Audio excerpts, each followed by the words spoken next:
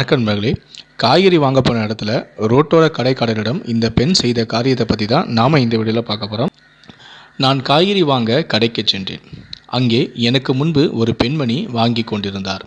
காய்கறி வாங்கி முடித்ததுமே அந்த ரோட்டோர கடைக்காரர் பாலித்தீன் பையை எடுத்தார், அதாவது பிளாஸ்டிக் கவரை கொடுத்தார். அந்த பெண்ணோ வேண்டாம்பா, எங்கிட்டேயே இருக்கு என்று கூறினார்.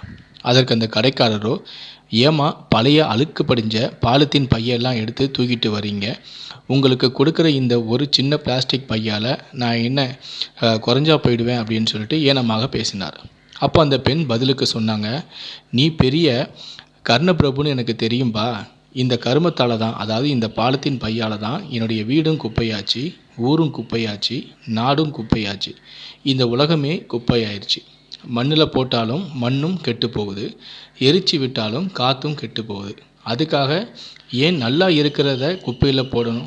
இந்த பையை எவ்வளவு காலம் என்னால் இந்த பை எவ்வளவு காலம் உழைக்குதோ அது வரைக்கும் இதே பையை நான் திரும்ப திரும்ப யூஸ் பண்ணுறதில் என்ன குறைஞ்சி போச்சு? இப்போ எல்லாமே மாறி போச்சு. ஆனால் நம்ம தான் மாற்றத்தை கொண்டு வரணும்.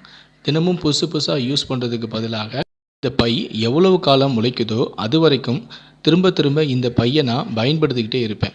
இனி இந்த பையை பயன்படுத்த முடியாது அப்படிங்கிற நிலை என்றைக்கு வருதோ அன்னைக்கு தான் இதை நான் தூக்கி போடுவேன்.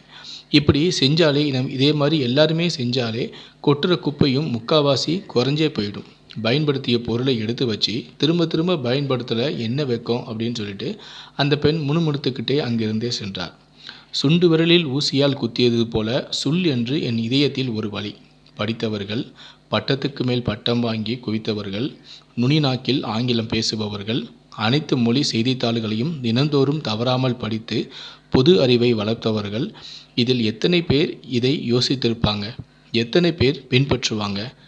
பயன்படக்கூடிய பொருளை குப்பையில் போவதை தடுத்தாலே சுற்றுச்சூழல் பிரச்சனை பாதியாக குறையும் என்று அந்த பெண்மணிக்கு தெரிந்திருக்கிறது. 5 நிமிடத்திற்கு முன்பு சாதாரண பெண்ணாக தெரிந்த அவர் இந்த விஷயத்தை கூறிய பிறகு 5 நிமிடத்திற்கு பிறகு மாமேதையாக தெரிந்தார்.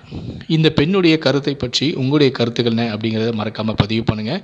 அரசாங்கம் என்னதான் இந்த பிளாஸ்டிக் கவரை பயன்படுத்தக்கூடாதுன்னு தடை விதித்தாலும் ஆங்காங்கே சிலர் கள்ளத்தனமாக இந்த பிளாஸ்டிக் விற்பனை நடந்து கொண்டு தான் இருக்கிறது. சில அதிகாரிகள் அதற்கு துணை போக தான் செய்கிறாங்க. இந்த கொரோனா டைமில் அதிகமான நபர்கள் பிளாஸ்டிக் கப்பில் தான் டீயே குடித்தாங்க. ஸோ இது எல்லாருமே நீங்கள் பார்த்துக்கிட்டு தான் இருந்திருப்பீங்க. ஏன் கவர்மெண்ட் கொடுத்த அந்த கபசுர குடிநீர் கூட பல இடங்களில் பிளாஸ்டிக் கவரில் தான், அதாவது பிளாஸ்டிக் டீ கப்பில் தான் கொடுத்தாங்க.